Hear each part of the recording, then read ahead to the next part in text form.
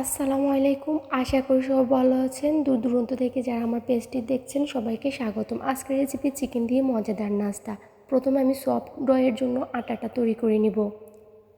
চুলায় পাতিল বসিয়েছি, চুলা মিডিয়াম লো হিট করে রাখছি। 1 কাপ পানি দিয়ে দিলাম, স্বাদ মতো লবণ দিয়ে দিলাম, ভালো করে এবার মিশিয়ে নিব।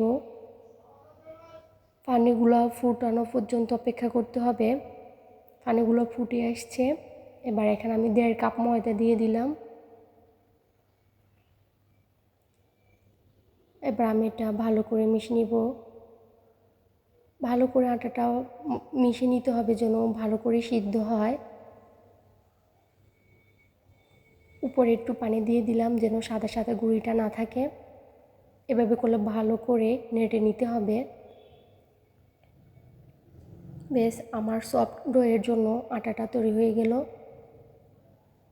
এবার এটা আমি হাতের মাধ্যমে চেপে চেপে ভালোভাবে মিশে সফট ডোয়ের জন্য তৈরি করে নিব।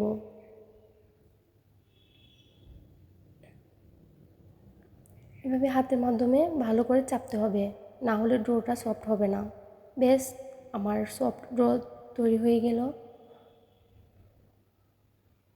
দেখতে পাচ্ছেন অনেক সফট হয়েছে এবং নরম হয়েছে। আমি এবার এটা রেখে দিব। এবার ভিতরের পুরগুলা তৈরি করে নিব।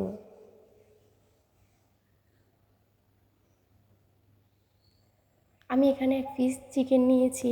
তার মধ্যে আদা রসুন বাটা, সাদা গোলমরিচের গুঁড়া, সয়া সস, অয়েস্টার সস, টক দই এবং 1/2 চামচ মশলা দিয়ে ম্যারিনেট করে রেখেছিলাম।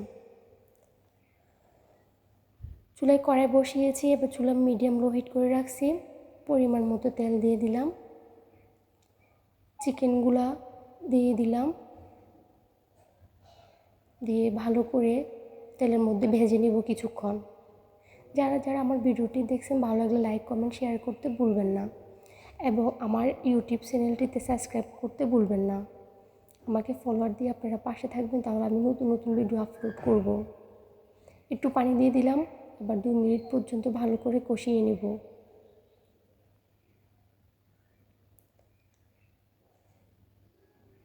2 মিনিট পর ভালো করে কষানো হয়ে গেছে। এবার এখানে আমি গাজরগুলো দিয়ে ভালো করে ভেজে নিব। কিছুক্ষণ তেলের মধ্যে গাজরগুলো ভেজে নিতে হবে।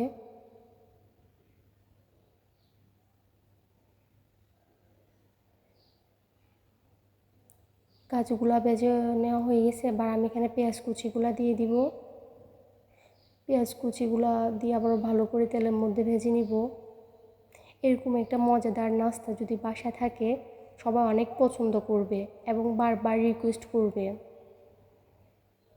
আপনারা অবশ্য বাসায় ট্রাই করে দেখবেন।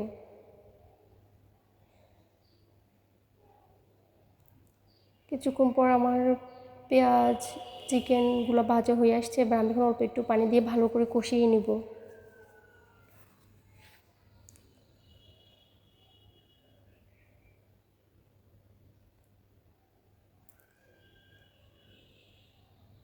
কষানো হয়ে আসছে।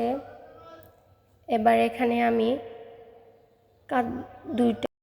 দুইটা কাঁচামরিচ কুচি দিয়ে দিলাম, দিয়ে ভালো করে ভেজে নিব। কিছুক্ষণ ভেজে নেওয়া হয়ে আসছে। এবার ধনেপাতা কুচি দিয়ে দিলাম, দিয়ে আবারও কিছুক্ষণ ভেজে নিব। বেশ, আমার ফুডটা তৈরি হয়ে গেল।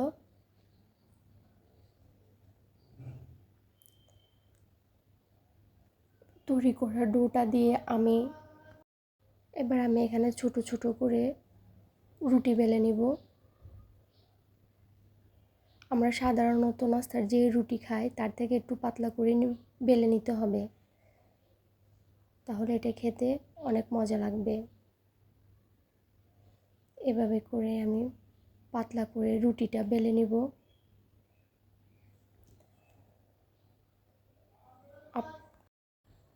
এভাবে গোল করে রুটিটা বেলে নিতে হবে।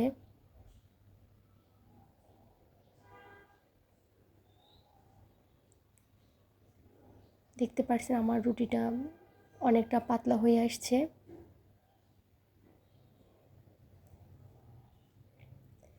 এভাবে করে আমি সবগুলা রুটি বেলে নিব।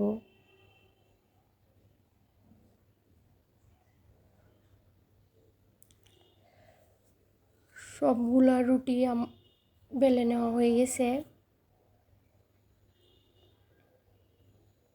মাঝখানটাতে আমি একটু সস লাগাই দিব।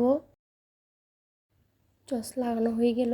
এবার আমি চিকেনের পুরটা যে ভেজে নিয়েছিলাম ওইটা দিয়ে দিব। ওইটা দিয়ে দুই পাশ থেকে ভাজ করে নিব। পাশে যেটা দেখতেছেন এটা আমি ময়দার পানি মিক্স করে একটা গ্লো তৈরি করে নিয়েছি। এভাবে করে ব্রাশ করে দিতে হবে। হাত দিয়ে চেপে চেপে ভালো করে নিতে হবে। আমি আবারও ব্রাশ করে দিলাম। এবার হাত দিয়ে চেপে ভাজ করে নিব।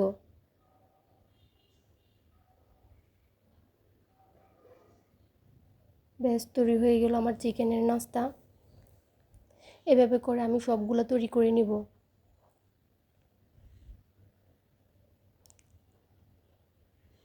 সবগুলো তৈরি হয়ে গেছে। আমি পাশে একটা ডিম ফেটে নিয়েছিলাম, ব্রেড ক্রাম্ব নিয়েছি, ডিমের মধ্যে গোড়ায় ব্রেড ক্রাম্বের মধ্যে এটা ভালো করে চেপে চেপে গড়ায় নিব।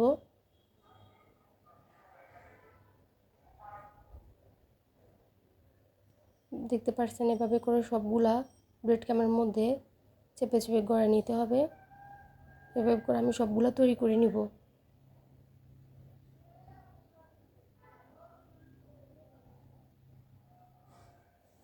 সবগুলা তৈরি হয়ে গেছে। এবার আমি এগুলা ভেজে নিব। চুলায় কড়াই বসিয়েছি, তার মধ্যে পরিমাণ মতো তেল দিয়ে দিয়েছি। চুলা লো হিট করে রাখছি। এবার এগুলা দিয়ে 5 মিনিট পর্যন্ত ভেজে নিব।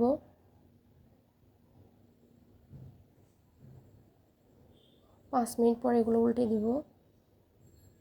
এভাবে করে আমি সবগুলা ভেজে নিব।